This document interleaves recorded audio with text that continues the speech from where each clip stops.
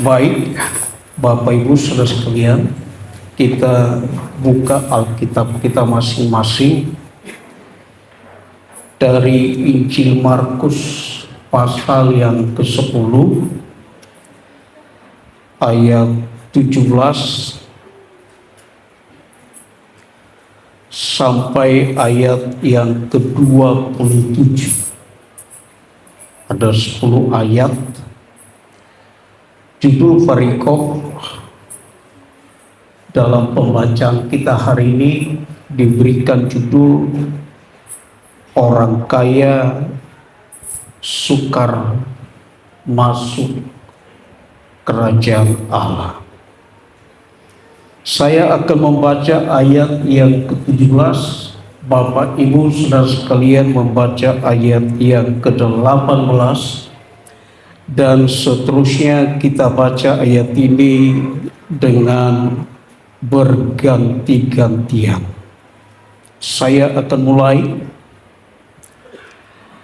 Pada waktu Yesus berangkat untuk meneruskan perjalanannya, datanglah seorang berlari-lari mendapatkan dia, dan sambil bertelut di hadapannya ia bertanya, "Guru yang baik, apa yang harus kuperbuat untuk memperoleh hidup yang kekal?"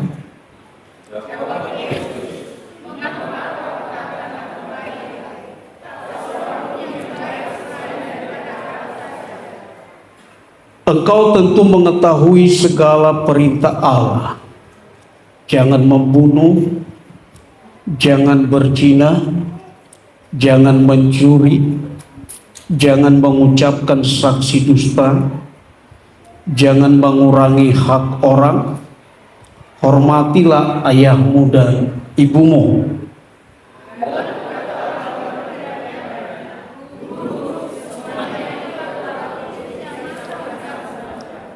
Tetapi Yesus memandang dia dan menaruh kasih kepadanya, lalu berkata kepadanya, "Hanya satu lagi kekuranganmu. Pergilah, jualah apa yang kau miliki dan berikanlah itu kepada orang-orang miskin, maka engkau akan beroleh harta di sorga. Kemudian datanglah kemari dan ikutlah aku."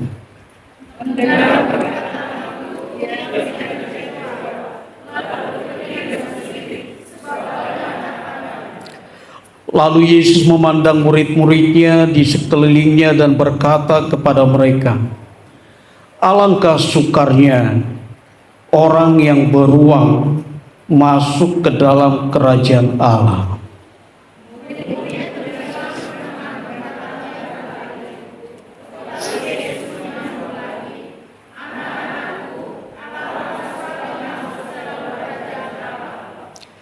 Lebih mudah seekor unta melewati lubang jarum daripada seorang kaya masuk ke dalam kerajaan Allah.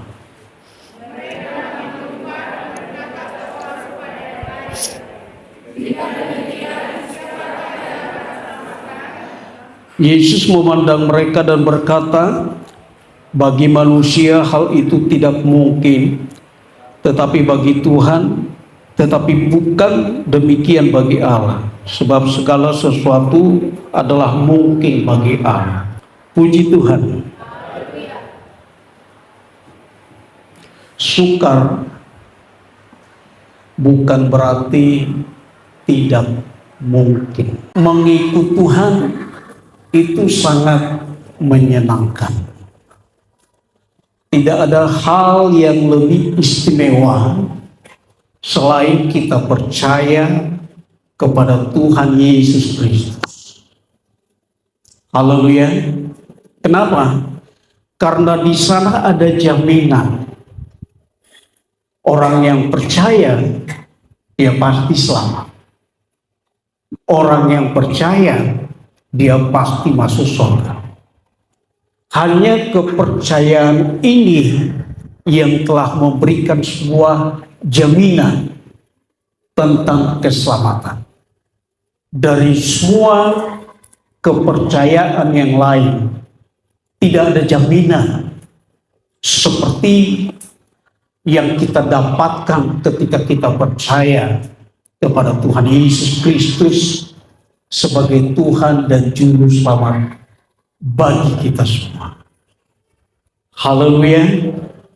Itu sebabnya saya katakan bahwa menjadi orang Kristen itu, menjadi pengikut Kristus, itu adalah satu hal yang istimewa dan sangat menyenangkan. Tetapi bukan berarti tidak ada perjuangan. Ada hal-hal yang harus kita kerjakan, Bapak Ibu. Sekali lagi, ada hal-hal yang harus kita lakukan sepanjang pengiringan kita kepada Tuhan. Tetapi bukan untuk mendapatkan keselamatan. Bukan untuk kita bisa masuk ke dalam kerajaan Allah. Apa yang harus kita lakukan, apa yang harus kita kerjakan, itu menjadi satu bukti apakah kita mengasihi Tuhan atau tidak.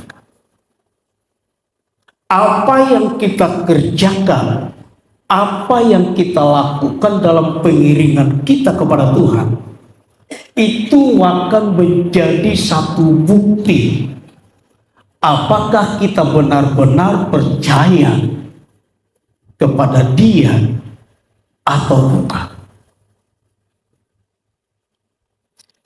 Nah, dalam kisah ini firman Allah berkata ada seorang yang muda, seorang kaya yang muda, dia datang kepada Yesus dan dia bertanya, "Guru, guru yang baik, apa yang aku harus perbuat?"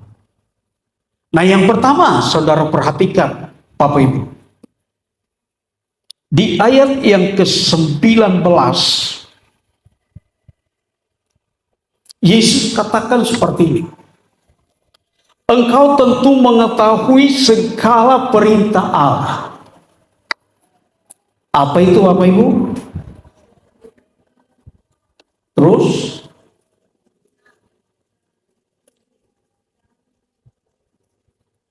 Yesus katakan seperti ini kepada orang muda itu. Jadilah menjadi orang yang taat. Jadilah menjadi orang yang taat. Kalau firman Allah berkata jangan membunuh, jangan engkau membunuh.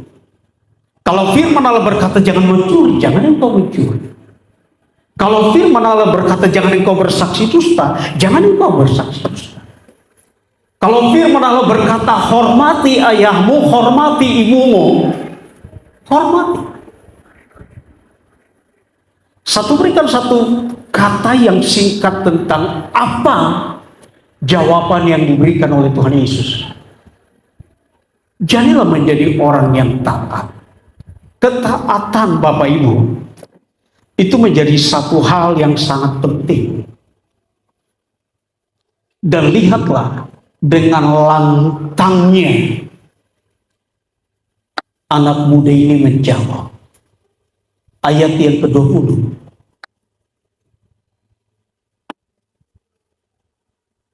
Apa katanya Bapak Ibu? Lalu kata orang itu kepadanya, "Guru, benar, aku sudah taat tentang semua perkara itu. Aku adalah seorang yang taat."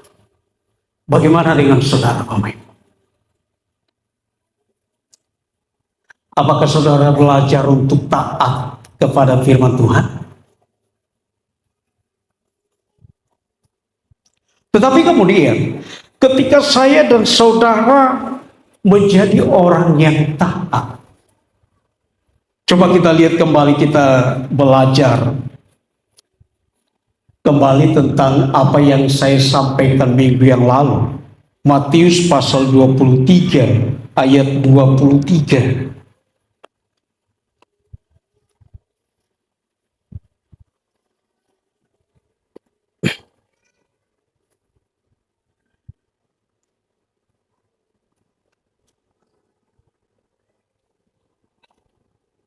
Iya, kita baca bersama-sama 2, 3. Iya.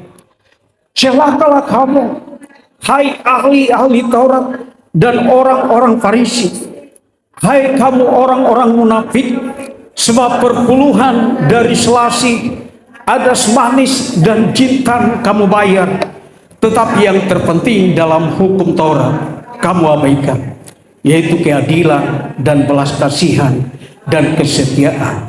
Yang satu harus dilakukan dan yang lain jangan diabaikan. Katakan amin. Orang-orang Farisi juga taat. Kita coba lihat di dalam satu sisi. Tetapi sekali lagi, ketika saudara menjadi orang yang taat, alasan untuk saudara itu menjadi penting. Orang-orang Farisi melakukan hukum Taurat. Mereka membayar persepuluhan. Apa yang orang-orang Farisi itu jauh lebih baik daripada apa yang saudara lakukan sampai hari ini. Apa yang dilakukan oleh orang muda tadi itu jauh lebih tinggi dari nilai yang seringkali orang Kristen lakukan hari-hari ini. Tetapi sekali lagi, alasan itu menjadi sangat penting. Apa alasan saudara? Sehingga saudara harus bayar perpuluhan. Apa alasan saudara? Sehingga saudara harus ikut ambil bagian dalam pelayanan. Apa alasan saudara? Sehingga saudara harus aktif berbakti, beribadah, memuji dan memuliakan Tuhan. Sekali lagi, alasan menjadi begitu penting.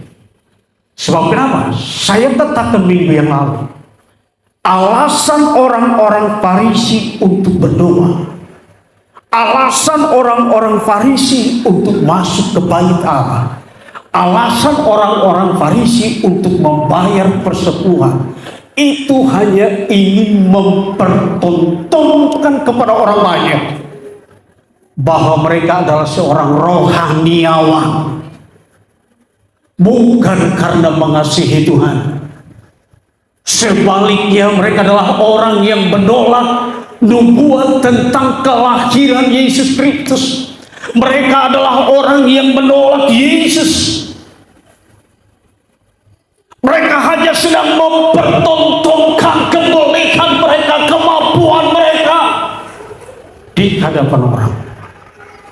Yesus katakan, celakalah engkau, hai orang-orang munafik. Nah, kalau hari ini saya dan saudara memilih untuk mentaati Allah, hanya satu alasannya. Saudara benar, saudara mengasihi Dia. Amin, saudaraku. Tidak peduli saudara diberkati atau tidak. Urusan berkat itu urusan Allah. Tetapi saudara harus datang dengan satu sikap yang benar. Saudara sungguh menghormati Tuhan. Amin. Saudara mengasihi Tuhan. Katakan amin. Keperluan saya, siapa yang pikirkan? Siapa yang pikirkan keperluan anak-anak saudara? Siapa yang pikirkan pakaian anak saudara? Siapa yang pikirkan kebutuhan anak saudara? Saudara kan sebagai orang tua. Amin, saudara. Bukankah kita semua adalah anak-anak Tuhan? Dia yang pikirkan kebutuhan dan keperluan kita semua. Boleh berikan tepuk tangan bagi Tuhan. Karena itu, kalau sampai saudara melakukan firman Tuhan, Saudara tidak perlu berpikir untuk dapatkan sesuatu dari Tuhan. Tuhan akan bertanggung jawab penuh untuk hidup saya dan saudara. Haleluya.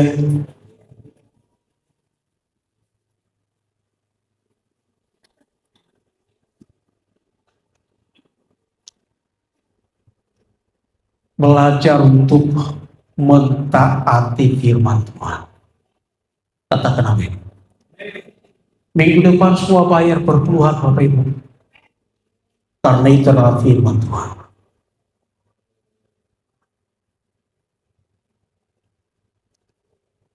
Haleluya. Tapi dengar baik, ketika saudara mau bayar perpuluhan saudara, saudara tidak sedang memberikan satu investasi agar apa yang saudara tabur itu berlipat kali ganda. Saudara melakukannya karena saudara cinta Tuhan. Saudara melakukannya karena saudara mengasihi Dia. Saudara melakukannya karena saudara menghormati Allah sebagai pemilik dari segala sesuatu. Haleluya. Tapi lihat, kemudian Yesus lanjut. Kalau begitu, jadi Tuhan Yesus tidak menyangkal, Tuhan Yesus tidak menyanggah kalau dialah seorang yang taat. Tuhan Yesus tahu itu. Dan memang mengiring dan mengikut Tuhan itu menjadi satu dasar penting. Haleluya, yaitu memiliki ketaatan kepada Tuhan. Tetapi lihat kemudian di ayat 21. Tuhan Yesus katakan seperti ini. Kita baca bersama-sama kembali 2-3 ya. Tetapi Yesus memandang dia dan menaruh kasihan kepadanya, lalu berkata kepadanya, hanya satu lagi kekuranganmu, pergilah, jualah apa yang kau miliki, dan berikanlah itu kepada orang-orang miskin, maka engkau akan beroleh harta di surga. Kemudian datanglah kemari dan ikutlah aku. Coba Bapak Ibu, saudara perhatikan seperti ini. Tuhan Yesus kemudian coba menghubungkan ketaatannya dengan keterlibatannya dengan orang lain. Kalau tadi dia berbicara lantang, dia katakan, siap, aku sudah lakukan itu. Tetapi coba saudara perhatikan sekarang Yesus katakan seperti ini. Engkau perlu memperhatikan orang lain. Engkau perlu berbagi kepada orang lain. Engkau perlu untuk peduli kepada orang lain. Dia diam. Dia tidak siap dengan itu. Bapak Ibu saudara sekalian, mengiring dan mengikut Tuhan bukan kita hanya sekedar tidak ganggu orang, Bapak Ibu. Saudara hidup tidak pernah mengganggu orang, itu sudah puji Tuhan. Haleluya. Saudara orang baik-baik semua. Saudara tidak pernah mengusik orang. Saudara tidak pernah mencemooh orang lain. Itu baik. Tetapi dengan menjadi anak Tuhan tidak boleh berhenti di situ. Saudara harus belajar peduli kepada orang lain. Saudara harus belajar untuk terbeban kepada orang lain. Yesus katakan, engkau punya harta, janganlah hartamu itu hanya untuk dirimu sendiri. Engkau sudah diberkati, janganlah engkau diberkati hanya untuk kepentingan dirimu sendiri.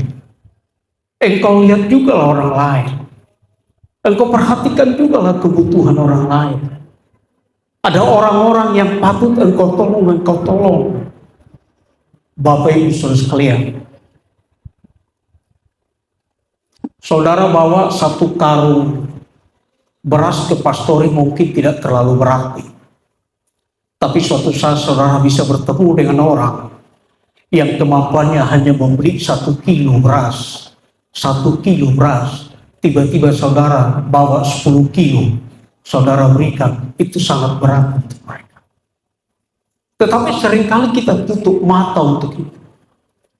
Menjadi Kristen dan tidak menjadi berkat.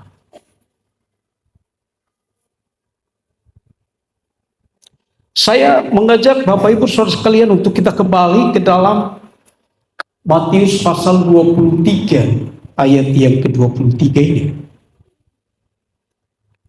Saya ingin saudara paham betul dengan apa yang dikritik oleh Tuhan Yesus. Kita baca bersama-sama 2-3 ya. Celakalah kamu, hai ahli-ahli Taurat dan orang-orang Farisi, hai kamu orang-orang munafik, sebab persepuluhan dari selasi, adas minas dan cinta kamu bayar. Tetapi yang terpenting dalam hukum Taurat kamu abaikan. Yaitu apa itu Bapak Ibu? Keadilan, belas kasihan, dan kesetiaan. Dalam hidup kekristenan, kita tidak bisa terlepas dari ketiga poin ini. Yaitu yang pertama, kita harus selalu mengutamakan keadilan. Haleluya. Haleluya. Apa itu keadilan? Bahasa Yunani itu disebut dengan krisin. Dari kata dasar krisno yang artinya hukum. Dari setiap orang percaya, dia harus memperhatikan hukum. Haleluya. Minggu yang lalu saya awali khotbah saya dengan sebuah video yang cukup viral, yaitu pernyataan saudara Gilbert Lumoindo. Dia tidak akan terbebas dari hukum. Kenapa? Karena dia melakukan sesuatu yang tidak benar. Setiap orang Kristen harus selalu memperhatikan ini.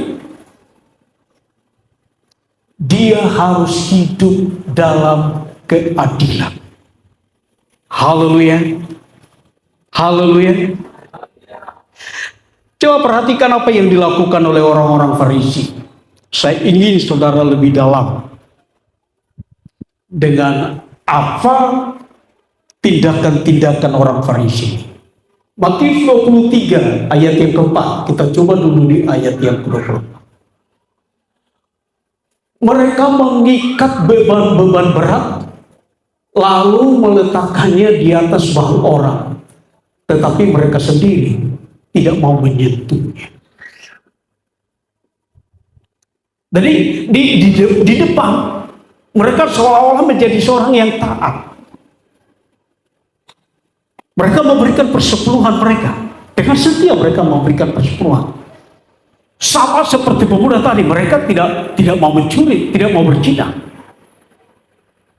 Tetapi mereka tidak bersikap adil kepada orang-orang. Mereka mengikat beban-beban berat lalu meletakkannya di atas bahu orang. Tetapi mereka sendiri tidak mau menyentuhnya. Mereka hanya membebankan sesuatu kepada orang, tetapi mereka sendiri tidak mau menyentuhnya. Ini tidak adil, Bapak Ibu. Mereka hanya suka satu kesenangan yang membuat mereka hidup. Tetapi tentang bebas, mereka tidak mau. Haleluya. Harus bersikap adil. Yang kedua, engkau lupa tentang engkau perlu berbelas kasihan. Ini yang ditegur oleh Tuhan Yesus. engkau tidak bersikap adil, dan engkau juga tidak ada belas kasihan. Yesus pernah memberikan perumpamaan dalam Lukas pasal 10 ayat 33.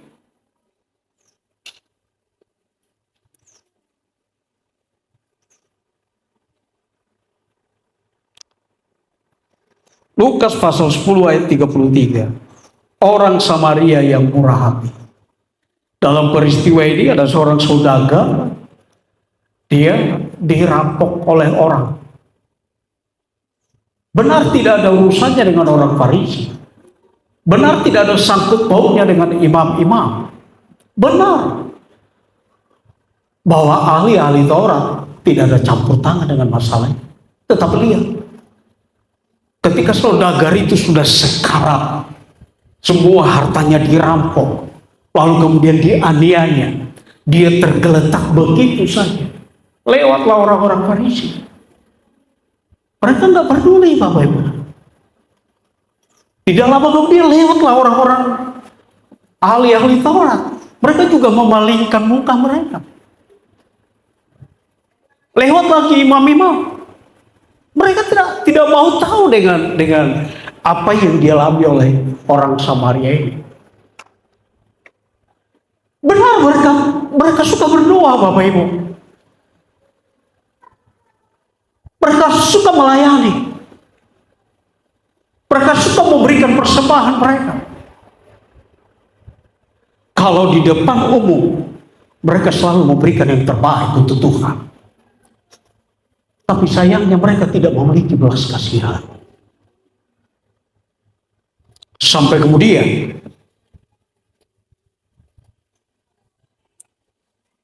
di ayat 33, lalu datang seorang Samaria yang sedang dalam perjalanan ke tempat itu. Dan ketika ia melihat orang itu, tergeraklah hatinya oleh belas kasihan. Pada waktu itu, orang Yahudi itu selalu bertentangan dengan orang Samaria. Tetapi begitu melihat orang yang sudah sekarat itu, orang Samaria itu tidak peduli kalau ternyata saudagar itu adalah seorang Yahudi. Di dalam hatinya ada timbul belas kasihan. Dia menolongnya. Bapak Ibu, saudara tidak perlu menunggu saudara menjadi orang kaya lalu belajar peduli pada orang lain. Itu tidak akan pernah terjadi. Saya pernah berkata kepada salah satu saudara saya bilang seperti ini. Saya tahu mereka diberkati. Saya bilang seperti ini. Di kampung kalian ada orang miskin gak? Lalu cepat dia jawab, saya banyaklah. Coba perhatikanlah. Perhatikanlah satu keluarga saja. Terus bawalah beras 10 kilo setiap bulan. 10 kilo saja tiap bulan bawa ke rumahnya. Pasti diberkati.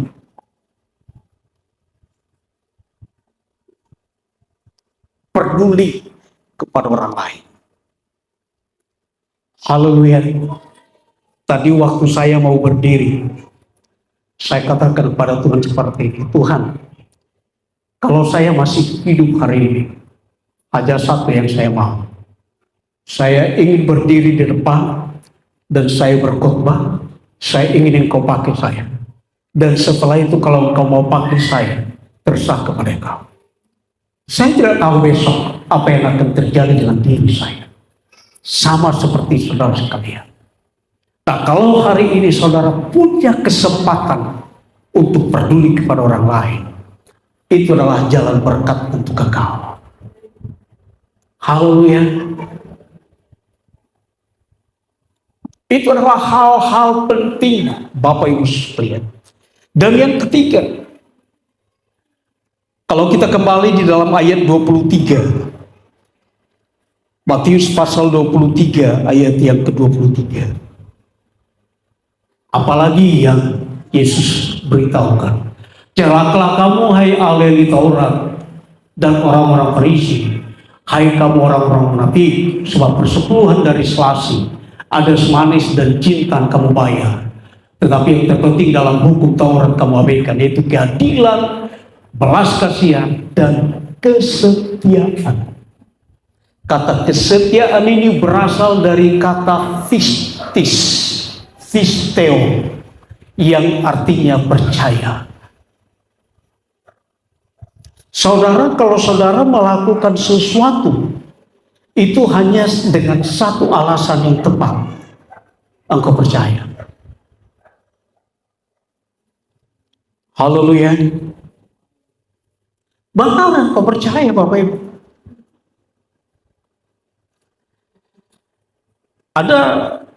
Ada beberapa orang kami bersaudara.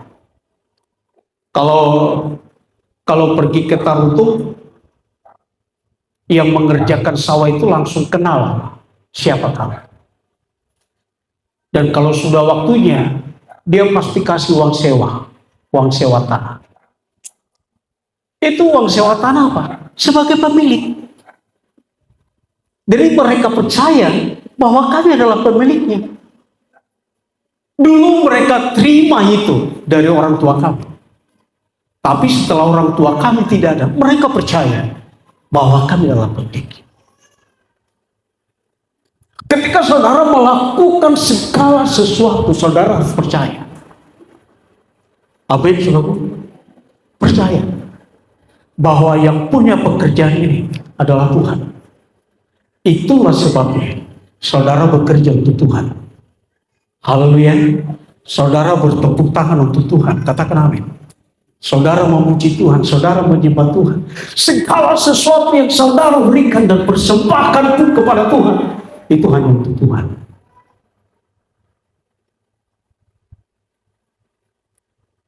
Tadi bukan hanya kewajiban semata-mata. Haleluya. Baik, kita kembali kepada ayat nas kita. Orang kaya sukar masuk ke dalam kerajaan Allah.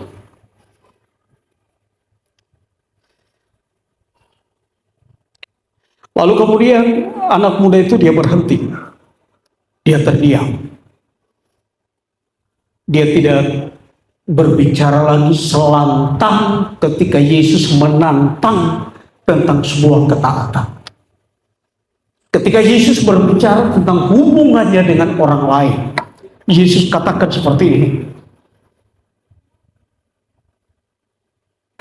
Tetapi Yesus memandang dia dan menaruh kasih kepadanya, lalu berkata kepadanya, hanya satu lagi kekurangan. Pergilah, jualah apa yang kau miliki dan berikanlah itu kepada orang-orang miskin. Maka engkau akan beroleh harta di sorga. Kemudian datanglah kemari dan ikutlah aku. Haleluya. Bapak Ibu saudara sekalian, ini tidak berbicara tentang bagaimana saudara menjual rumah saudara. Karena ini tidak berbicara tentang harafiah. Tetapi ini sedang berbicara tentang bagaimana saudara belajar tentang hubungan saudara kepada orang lain. Kepedulian saudara kepada orang lain. Percayalah, Tuhan Yesus tidak pernah menginginkan saudara menjadi orang yang miskin. Amin, saudaraku. Sehingga saudara harus jual saudara, ladang saudara, rumah saudara. Itu makanya saudara si Buea yang dulu ada di Jawa itu, yang suruh jemaatnya jual rumahnya, katakan bahwa Tuhan Yesus akan datang. Itu ajaran sesat. Allah tidak mau saudara menjadi orang miskin.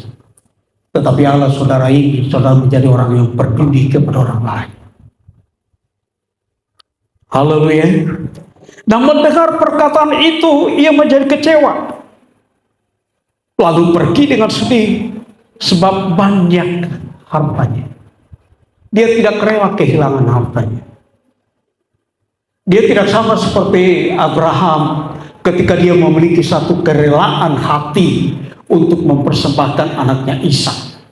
Lihatlah, Abraham tidak pernah kehilangan dengan anaknya Ishak. Tetapi justru ketika dia memiliki hati yang sungguh mentaati Allah, dia telah mendapatkannya kembali. Haleluya. Lalu Yesus memandang murid-muridnya di sekelilingnya dan berkata kepada mereka, alangkah sukarnya orang beruang. Ini bukan binatang beruang maksudnya. Orang beruang itu maksudnya adalah orang yang telah memberhalakan uang. Beberapa waktu yang lalu, saudara pendeta muda, pendeta pembantu Amos, dia khotbah tentang orang yang menjadikan mamon sebagai tuannya. Mamon itu kalau saudara masih ingat, dijabarkan kemarin, itu berbicara tentang kekuasaan, berbicara tentang kepemilikan, berbicara tentang uang. Jangan sampai saudara terjebak dengan ketiga perkara ini. Saudara kemudian memberhalakan kekuasaan saudara. Seolah saudara hidup dengan apa yang saudara miliki. Saudara bisa melakukan segala sesuatu itu hanya karena kekuatan saudara. Jangan sampai saudara terjebak dengan kepemilikan saudara. Saudara tidak bisa ibadah karena harus jaga jualan, jaga pajak, jaga ini, dan lain sebagainya. Ada beberapa rumah tangga dulu jemaat kita dipajak. Kita ingatkan beribadah. Lalu mereka kemudian bilang seperti ini, oh kalau bisa bukalah ibadah sore, biar kami bisa ibadah. Akhirnya kalau saudara-saudara ingat dulu kita bukalah ibadah sore, tetap saja mereka tidak ibadah. Kenapa? Karena mereka sudah terjebak memberhalakan kepemilikan. Seseorang bisa terjebak memberhalakan uangnya. Ketika sudah ada di kantongnya, dia lupa ini milik siapa, ini milik siapa. Milik Tuhan pun dipikirnya miliknya sendiri. Bapak Ibu saudara sekalian, milik orang lain pun dipikirnya miliknya sendiri. Sudah harusnya bayar hutang, dia tidak berani bayar hutangnya. Dia terjebak dengan itu. Dan kepada mereka lah kemudian Yesus berkata, itu sangat sukar. Lebih sukar memasukkan seekor binatang ke lubang jarum. Coba Bapak Ibu Saudara berpikir bagaimana memasukkan seekor unta ke lubang jarum. Menurut saudara bisa memasukkan seekor unta ke lubang jarum, Bapak Ibu? Siapa yang berkata bisa? Bagaimana caranya? Bisa. Kalau memang Yesus katakan bisa, bisa. Tidak ada yang tidak bisa. Saudara hancurkan dulu itu satu ekor unta. Buat dia sampai meleleh. Berapa lama waktu saudara? Tenaga saudara? Kalau saudara sekarang sudah ada pabrik, lebukan lagi dia. Dan saudara harus menetesnya ke lubang jarum itu. Sampai masuklah satu ekor unta. Nah, apa yang dimasukkan oleh Yesus dengan perkataan ini? Bahwa mengikuti Yesus itu perlu satu perjuangan. Haleluya. Tidak mudah Bapak Ibu. Tidak mudah. Saudara berkata, yes, aku akan melakukan firman Tuhan. Mulai minggu depan, aku akan bayar persepuluhan.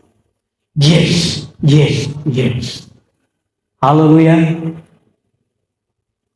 Hari Sabtu, saudara terpikir dengan kebutuhan saudara. Waduh, lupa aku harus beli baju aku. Ya sudahlah, pakai perpuluhan dulu. Itu membutuhkan perjuangan Bapak Ibu. Itu membutuhkan komitmen. Haleluya. Tetapi tidak ada yang tidak bisa. Itulah sebabnya saya kasih judul khotbah saya hari ini. Suka, tetapi bukan berarti tidak bisa. Saudara bisa memulainya hari ini. Katakan amin. Ayat yang ke-27. Yesus memandang mereka dan berkata, bagi manusia hal itu tidak mungkin. Tetapi bukan demikian bagi Allah. Sebab segala sesuatu adalah mungkin bagi Allah. Katakan amin. Hanya satu cara. Saudara menyerahkan hidup saudara sepenuhnya kepada Dia. Katakan amin. Saudara mempercayakan ekonomi saudara sepenuhnya kepada Allah. Ini dibahas betul. Tetapi dengar baik. Kebenaran ini hanya untuk orang percaya. Bukan buat orang yang pandai berargumen. Bukan. Kebenaran firman Tuhan ini hanya untuk orang yang percaya. Karena itu perhatikan ini kata firman Tuhan. Engkau tidak boleh lepas dari ketiga perkara. Keadilan. Saudara harus memahami sebuah hukum. Kalau saudara tidak taat kepada hukum Allah, maka suatu saat saudara pun bisa dikenakan sanksi oleh Allah. Begitu juga dengan di muka bumi. Saudara tidak bisa main-main. Saudara jangan mengungkit-ungkit kesalahan orang lain. Itu urusannya dengan Tuhan. Ada kami sebagai hamba Tuhan yang sudah menyampaikan firman Allah untuk menyadarkan saudara bahwa saudara perlu berubah. Haleluya. Saudara perlu berubah. Tetapi satu dengan yang lain, tidak perlu mengungkit-ungkit rahasia orang lain. Itu firman Allah. Dan saudara harus memiliki belas kasihan. Saudara juga harus memiliki kesetiaan. Pistis. Saudara harus percaya. Firman Allah ini hanya untuk orang yang percaya. Bahwa bagi Allah tidak ada yang mustahil. Haleluya. Haleluya. Boleh berikan tepuk tangan. Urusan saya dan saudara hanya belajar untuk taat kepada Allah. Tentang keperluan saudara, biar Tuhan yang tanggung. Katakan amin. Saya katakan Tuhan, penyakit saya menjadi urusan. Itu bukan urusan. Loh, kenapa seperti itu? Aku kan anakmu. Lagian kan engkau sanggup untuk menyembuhkannya. Masa anakmu sendiri kau biarkan? Urusan kebutuhan keperluan saudara itu menjadi urusan Tuhan. Haleluya. Yang penting saudara belajar hidup sesuai dengan firman Tuhan. Katakan amin. Kalau firman Tuhan katakan jangan mencuri, jangan mencuri. Haleluya. Kalau firman Tuhan katakan jangan malas, ya jangan malas. Kalau firman Tuhan katakan bekerja, bekerja. Itu firman Tuhan Bapak Ibu. Dengan demikian saudara pasti diberkati oleh Tuhan. Jaminan itu ada dalam Tuhan. Usahamu pasti diberkati Tuhan. Katakan amin. Sebab kenapa? Saudara Tuhan. Masa orang lain bisa diberkati, saudara tidak? Lagu tadi itu lagu kesukaan bapak saya dulu. Hanya sedikit lebih lama. Karena bapak saya kalau ngomong dan nyanyi pun pelan sekali. Capek kita nunggunya. Holo nide bata. Begitu bahwa saya kalau uli masa balga. Mama saya bilang, udahlah itu lama kali kau nyanyinya. Haleluya. Haleluya. Saya dan saudara pasti karena kasih Tuhan itu luar biasa.